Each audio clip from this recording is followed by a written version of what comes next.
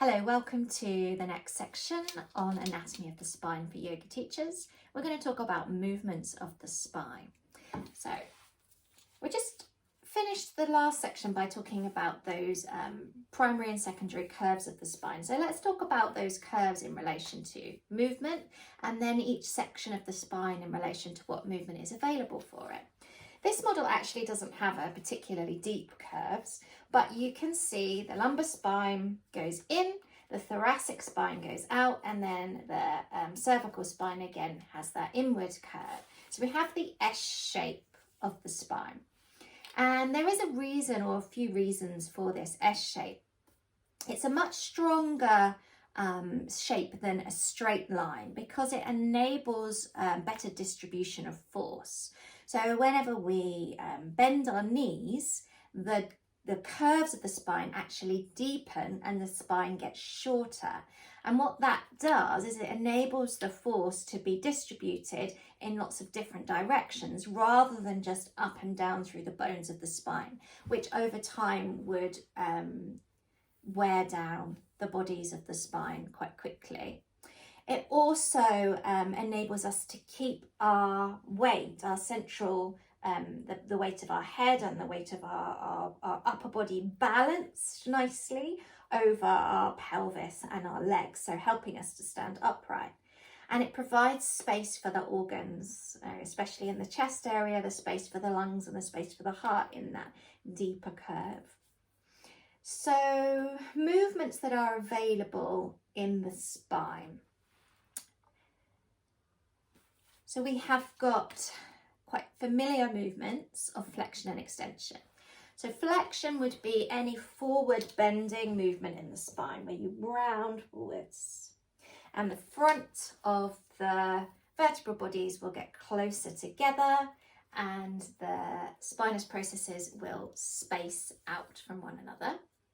Then you have the opposite movement, which is extension, which we know as a back bend.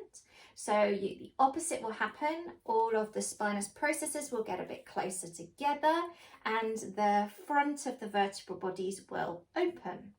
And you can see actually just by looking at the model that some of those processes at the back, when we go into extension, especially up higher, they are going to get quite close to one another and perhaps even maybe limit the amount of extension that can occur just because of the shape of those processes, the shape of the bones.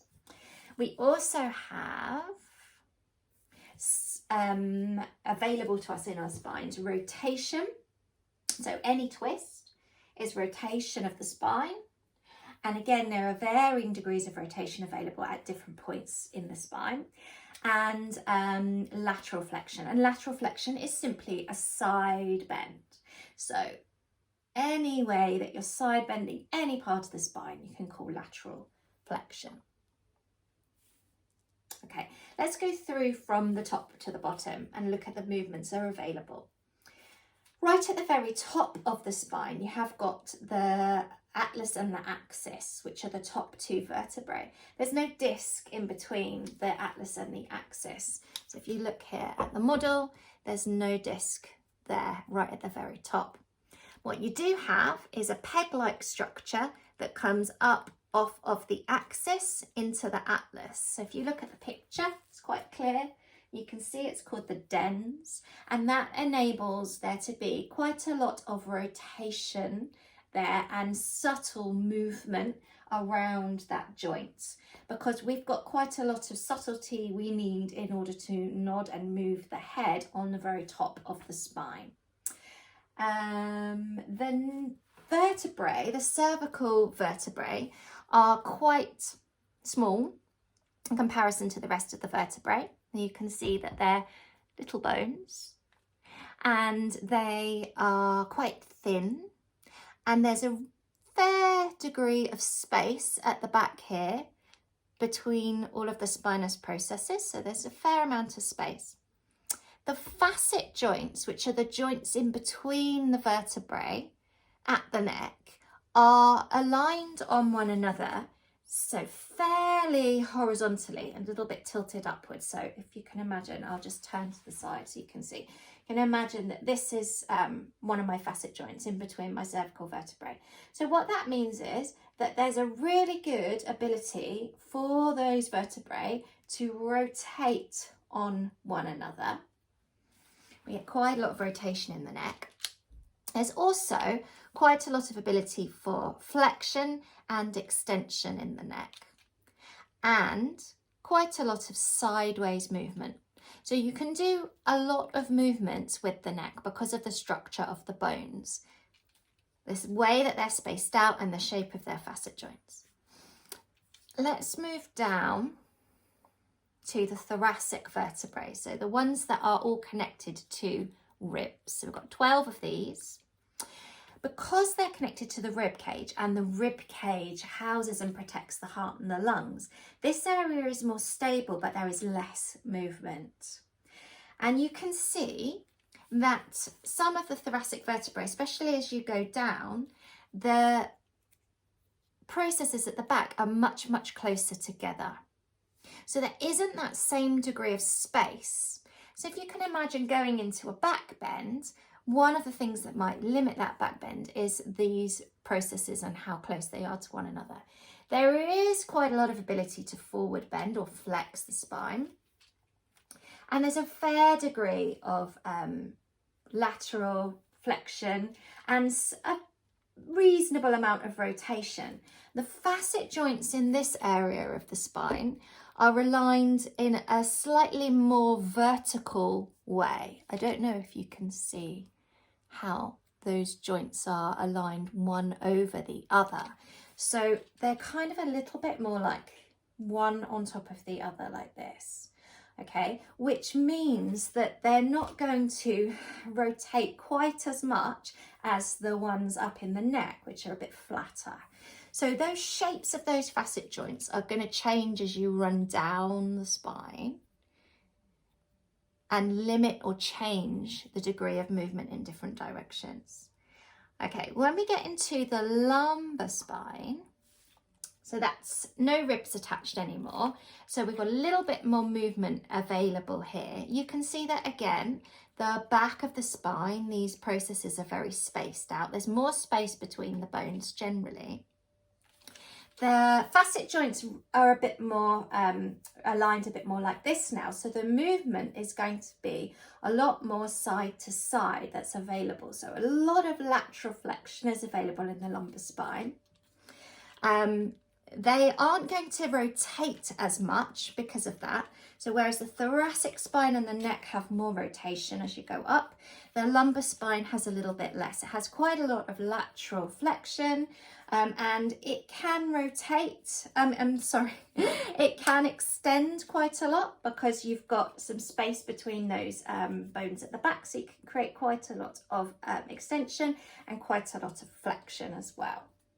So one thing to remember is that everybody is different, and while all our spines follow this rough shape, so the bones follow this rough shape, every single person is going to have different degrees of movement at different areas of their spine. It's not just the bones that control the amount of movement available, but they do have some influence on it. When we get down to the sacrum, we've got these 5 fused bones at the base of the spine here in the sacrum. And then you've got your coccyx, which is 2 or 3. Everybody has slightly different numbers of bones that get fused to create their coccyx. And some people have a higher level of fusion in their sacrum, so they might even have fusion up into the bottom of their lumbar spine as well. So that might limit movement. You would never know that as a yoga teacher. And this bone, this triangular shaped bone, has a connection with the pelvis here at what we call the sacroiliac joint. So this is the sacrum, and these are the iliac crests, and this is the sacroiliac or SI joint. And you may have heard of that before, or you may have experienced feeling that place. It can be a little bit vulnerable to some of the prolonged yoga practice. If you're deep stretching or lots of asymmetrical poses or twisting, you can get a little bit of a twinging in that area. So you might have come across that before in your own practice. The lumbar spine is a little bit more vulnerable to age-related degradation. So what I mean by that is that it's quite common for the bones of the lumbar spine to have some degree of damage as we get older, but also the intervertebral discs. And this little red bulge here is symbolizing a what we might call a slipped or prolapsed disc. So I just wanted to mention this.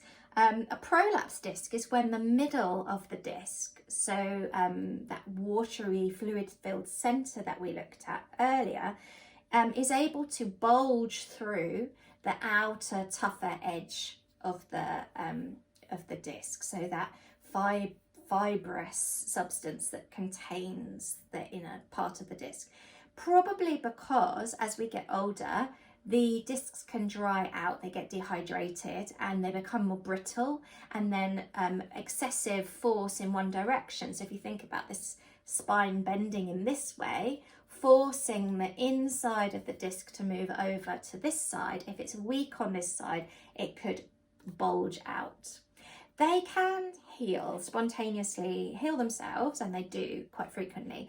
And a lot of people around or over the age of 40 do show up with these kind of things in an MRI scan. It doesn't necessarily cause any pain. So it's not necessarily an indication of any pain, but it is quite common and it can cause pain, especially if it was to bulge and impinge one of the nerves that exit the spine nearby. And our sciatic nerve exits the spine in the lumbar region and then comes down through the hip. And if that nerve is being impinged by a bulging disc, that can be one of the causes of sciatica.